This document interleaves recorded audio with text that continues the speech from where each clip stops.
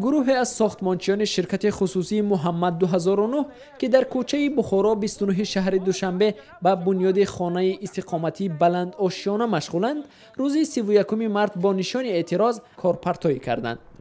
آنها از رهبر خود طلب معاش 3 ماهه‌شان را دارند. ساختمانچیان میگویند رهبران این شرکت همه روزه مخصوص بعد از انجام روز کاری آمده وعده معاش را برای فردا میگذارند. کارگران میگویند کاسه صبرشان لبریز شده، همکنون میخواهند با ایستادگی حق حلال خود را بستانند. برای معاش مونمی هر روز پگاه کار سودیان 2 ماه شد 3 ماه شد. من بچه‌ها نوروزی وعده کردن ناشتی مرد چی ندادن. نمیروز پگاه کاریان گشتیم. چند روزه خلاصه ما اپا میریم هر هفته این فریب میکنن که امروز پگاه میگوی به صاحب خونه باشه. زنگ شما زد تلفنشون کشتگی. بهروز ایدیف باربردار است و دوام 4 سال با این شرکت همکاری دارد. در ساختمان 2 بینای استقامتی بلند آشیانه شرکت کرده است. یا 5 متر 10 متر رافلی روغ فریب. متوقف شدن ساختمان نگرانی صاحب ملکان را که باید در نزدیکترین فرصت صاحب منزل زیست شوند به بار آورده است.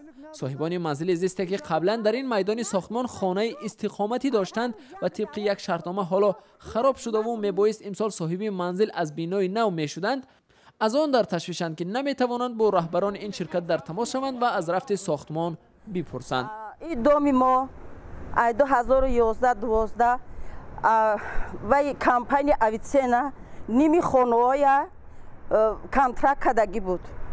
باید ما خانمونا اویتسینا میساخته میداد. 2014 پیدا شد ظفر گفتنی آدم، کمپانی که نو تشکیل شده که محمد 2011 2009 نمیدونم.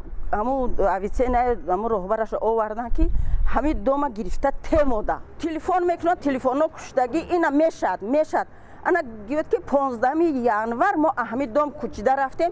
من حاضر درجه 1 اتاش ساختگی نه، 1 اتاش ساختگی نیست. که فیرما دیگه اومدی کار کرد نه رابطچکار مویلک نداده ایشان با پارتوفتا رفته که ما نمیدونیم کی را گپ زنیم. 3 ماه وعده کسی که 10 روز پس میتون 5 روز پس میتون هیچ سوپون نیست. در این جایی که قبلا 3 خانه استقامتی 2 آشانه قد افراخته بود، نزدیک به 100 خانواده زندگی میکردند. طبق نقشه گنرالی که باید اینجا بینای بلند آشیانه ساخته میشد، نخست ساختمانش را شرکت اویتسینا به عهده گرفت و با ساکنان شرطنامه هم بست. ولی بعد از چند مدت به گفته مسئولین این شرکت بنابر ناراضگی بعضی از ساکنان در بعضی از نکته‌های شرطنامه از ساختمان دست کشید و شرطنامه ها را هم لغو کرد. ساختمان خانه 16 آشیانه را شرکت محمد 2009 آخرهای سال 2015 بر عهده گرفت. نصرت الله قربانوف، یک مسئول شرکت محمد 2009، ضمن تماس تلفنی سبب سری وقت پرداخت نگردیدن معاش ساختمانچیان را بحرانی مالی عنوان کرد.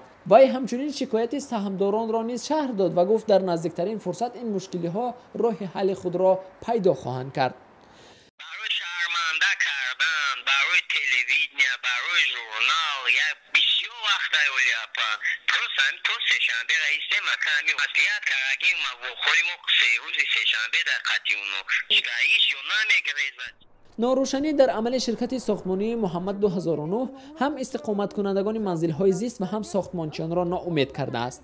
طبق شرطنامه طرفین شرکت عهدهدار بود که تا انجام ساختمان و ساکنان خانه های خراب شده هر ماه اجاره پولی بدهد، اما با گفته آنها دوام 3 ماه می شود که مبلغ اجاره را نگرفتند. این بار اول نیست که یک شرکت ساختمانی مشتریان خود را به چنین شیوه سرگردان می سازد. قبلا شرکت خصوصی ماوراءالنهر و طرح شهرداری دوشنبه با نام منزل دسترس نیز با ساکنان عینی چنین مشکل را داشتند.